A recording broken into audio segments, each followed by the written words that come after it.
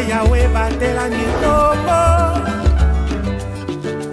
Yahweh, Yahweh, bénissa Nikongo. Yahweh, Yahweh, batela Nikongo.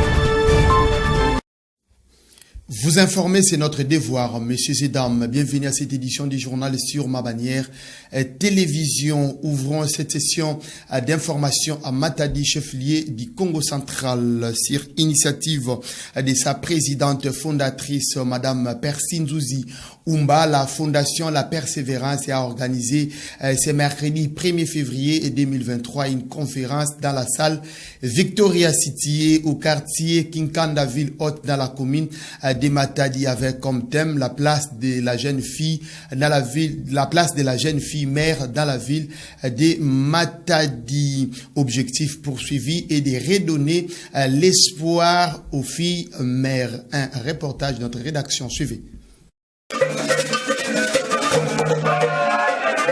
Alimenter toujours l'espoir des filles mères est l'un des objectifs poursuivis par la Fondation La Persévérance. C'est dans ce cadre que la fondatrice de cette fondation, Madame Zouzi Oumba, a organisé une conférence ce mercredi 1er mars 2023 dans la salle Victoria sous le thème « La place de la fille mère dans la ville de Matadi ». Nous avons tenu une conférence sur la fille mère, l'encadrement social et l'autonomisation de la fille mère.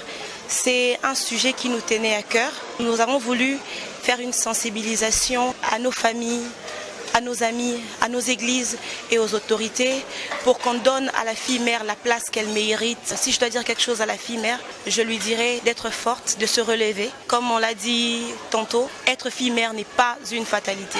Cette conférence des filles mères, dont parmi elles les sourds de Miouette, a connu la participation de plusieurs autorités politico-administratives, avec 3 orateurs. Des femmes ont exposé leurs expériences vécues afin de redonner l'espoir aux filles mères et un médecin qui a exposé sur la contraception pour permettre aux filles d'éviter les grossesses non désirées. Présente à cette conférence, Madame Kaa Chanzouzi, conseillère socio-culturelle, genre famille et enfants du gouverneur de province, Dr Guy Bandundungidi, a livré ses impressions.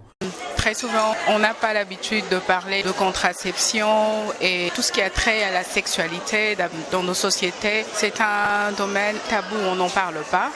Et puis, ce que j'ai bien aimé, c'est le fait de relever que dans notre société, on stigmatise les filles mères, alors qu'il y a moyen de les encadrer pour qu'elles puissent être utiles à la société. Quelques filles mères invitées à cette activité se sont dites satisfaites du déroulement de cette conférence, peu après avoir reçu un don de panne et d'une enveloppe venue de la fondatrice Persine Zouzi Oumba pour leur permettre de bien fêter la journée internationale de la femme. Voir une jeune fille qui s'élève, de prendre des initiatives pareilles, c'est une très bonne chose. Vraiment, ça me va droit au cœur. C'est une femme ou une fille à encourager. Nous qui nous sommes de femmes mères et de filles mères, je nous encourage et que le Seigneur la bénisse. Cette initiative ne s'arrête pas ici. Quittons la province du Congo central pour nous rendre à Kinshasa, la capitale congolaise, où le président de l'Assemblée nationale, Christophe Mbosoko Diapwanga, a reçu en audience le mardi 28 février 2023 les diplomates français en République démocratique du Congo, Bruno Aubert. La prochaine visite du président français Emmanuel Macron en République démocratique du Congo était au centre de leurs échanges. Mamine Bodi pour les détails. À quelques jours de l'arrivée du président français Emmanuel Macron à Kinshasa, le président de l'Assemblée nationale Christophe Mbosso s'est entretenu ce mardi 28 février avec les diplomates français en RDC Bruno Aubert. La visite du chef d'État français s'inscrit dans un contexte particulier où la RDC fait face à la guerre dans sa partie Est avec le soutien du Rwanda au groupe rebelle du M23.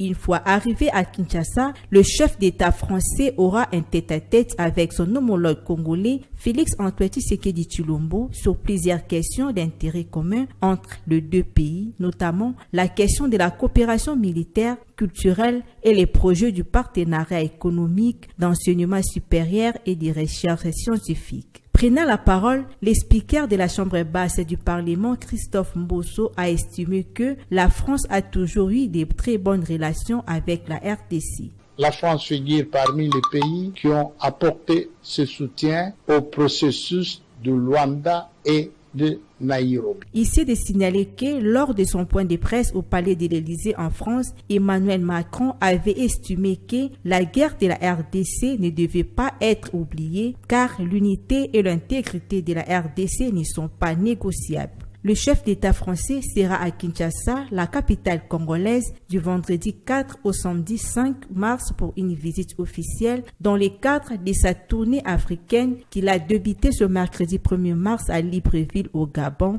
afin de renouer les relations entre la France et l'Afrique. Et la Commission électorale nationale indépendante, CENI, en sigle, a déjà enrôlé plus de 25 millions d'électeurs. La confirmation a été faite le mardi 28 février 2023. C'était au cours d'une conférence de presse animée et conjointement par les rapporteurs de la centrale électorale Patricia Ntseya et son président Denis Kadima. Un commentaire de Pacifique Mwanda. Les opérations d'identification et d'enrôlement des électeurs se poursuivent dans les aires opérationnelles 2 et 3. Au nom de la redevabilité, la Commission électorale nationale indépendante CENI a tenu une conférence de presse ce mardi 28 février 2023 au siège de cette institution d'appui à la démocratie dans la ville-province de Kinshasa. Devant le chevalier de la plume, les rapporteurs de la CENI, Patricia Ntseya, a publié les rapports à mi-parcours de ces opérations. L'enrôlement des électeurs couvre actuellement l'ensemble du territoire national et les 5 pays pilotes pour l'identification et l'enrôlement des Congolais résidant à l'étranger. Actuellement, 83% des centres d'inscription de l'AO1 sont définitivement fermés au public. Seuls les 17% des centres qui ont encore des requérants ayant reçu des jetons et se trouvant sur la file d'attente continuent de les absorber. Total général sans compter les électeurs de l'étranger. Nombre d'électeurs attendus 49 382 552. Nombre d'enrôlés à ce jour 25 331 717, soit 51,2%. À son tour, le président de la CENI, Denis Kadima, a parlé de difficultés dont son institution fait face. Les chiffres que vous avez sont vraiment provisoires. Les difficultés qu'on a, parce que c'est un processus complexe, nous avons commandé et reçu près de 30 000 kits d'enrôlement. De temps en temps, il y a des gens qui essayent d'acquérir ces kits de façon abusive. Mais vous verrez qu'au total, il s'agit de 1, 2 ou 3 kits. Parfois, nous oublions que sur 30 000, le problème ne se pose que pour 3, 4, 5 kits. La CENI est en train de faire un travail qui mérite d'être vraiment apprécié à sa vraie valeur.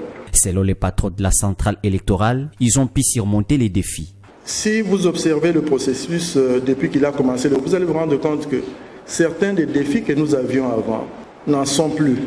Parce qu'aujourd'hui, on ne parle plus tellement des ruptures d'énergie. En tant que commission, nous avons innové.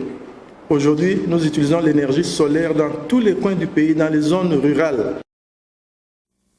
D'une province à une autre, parlons de la situation sécuritaire dans la partie est de la RDC. Les rebelles du M23 soutenus par le Rwanda ont pris le contrôle du plus grand site minier de cette partie de la République démocratique du Congo. Les habitants de la cité de Sake prennent refuge à Goma et à Minova dans la province du Sud Kivu. Un reportage de notre correspondant sur place, Daniel Michombero. Les affrontements sont signalés à 5 km à l'ouest de la cité de Sake. La population civile se déplace vers la ville de Goma et d'autres vers Minova au Sud Kivu. Avec sa famille, Patrick Mouendo, habitant de Sake, n'a pas pu supporter les détonations en armes lourdes et légères. Ils ont décidé de prendre direction vers Goma.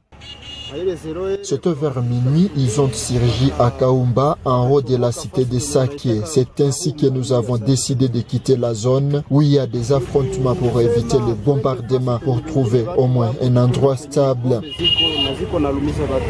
Jadis Bondé, voici à quoi ressemble la cité de Sake. Boutiques, magasins, maisons d'habitation, toutes les portes sont fermées. La population a vidé les milliers. Je vais approcher les côtés nord de la cité de Sake où se déroulent les affrontements qui opposent l'armée aux rebelles du M23. Ici, nous vivons une panique. Certains sont tombés, évanouis. Ils ont été conduits à l'hôpital. Nous demandons à notre gouvernement de tout faire pour mettre fin à cette situation. Nous avons besoin de la paix ici chez nous. L'armée a mis en jeu son aviation militaire pour appuyer les hommes au sol afin de repousser les M23 qui ont tenté d'intensifier les affrontements autour de Sake. Des retours de Kimoka, en territoire de Massissi. Daniel Michombero, Ma Bannière Télévision. Et dans l'actualité continentale au Nigeria, la commission électorale a rendu public ce mercredi 1er mars 2023 les résultats des élections présidentielles. Les candidats du parti au pouvoir Bola Tinubu a été proclamé président de la République. Un reportage de nos confrères de France 24. Suivez. Ces scènes de liesse ont duré jusqu'au bout de la nuit au siège du parti de Bola Tinubu. Le candidat du Congrès des progressistes, le parti présidentiel, est officiellement le nouveau chef d'État du Nigeria. L'ancien gouverneur de Lagos, 70 ans, a réuni un peu moins de 9 millions de voix dans l'élection la plus indécise de l'histoire du pays. Le navire ne coule pas. Il ne dépérit pas. Nous nous ancrons avec le président élu, Bola Ahmed Tinubu. La fin d'un véritable imbroglio électoral et de longues heures d'attente. Bola Tinubu est élu plus de 3 jours après la fin du scrutin, entaché par ce décompte des votes très lent et par des défaillances dans le transfert des votes électroniques. Avant même l'officialisation des résultats, l'opposition dénonçait un simulacre d'élection. Cette élection n'est pas vraiment juste et crédible et est déjà compromise. Il est évident pour tous les Nigérians que cette élection est déjà compromise. Des accusations rejetées par la commission électorale.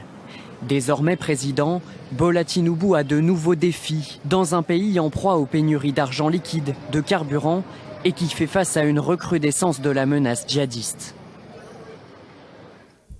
Fin de cette édition du journal qui vous a été réalisé par Shadrach Mavungu et Solo. Nous nous retrouvons donc très prochainement pour un nouveau numéro. Au revoir.